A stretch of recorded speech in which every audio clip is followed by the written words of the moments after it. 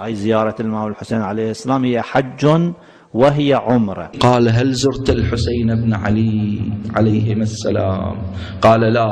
قال فزيارته لخير من 20 حج.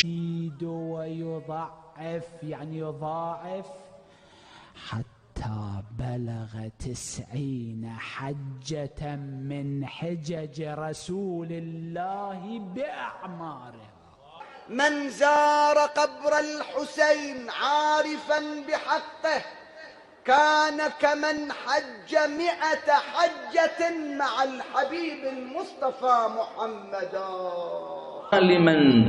ما لمن أتى الحسين بن علي عليهما السلام زائرا عارفا بحقه غير مستنكف ولا مستكبر،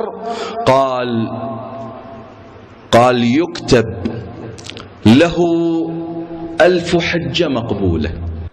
هذه الروايات التي تقارن بين الحج وبين زيارة الإمام الحسين عليه السلام متواترة تواترا إجماليا قطعيا.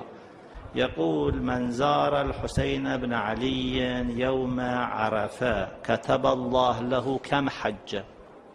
حجة واحدة أي أجر حجة، حجتين، 100 حجة، 1000 حجة، لا 1,000,000 حجة.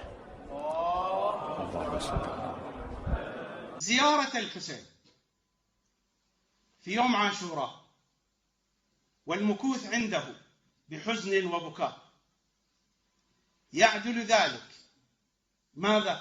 2000 ألف، يعني 2,000,000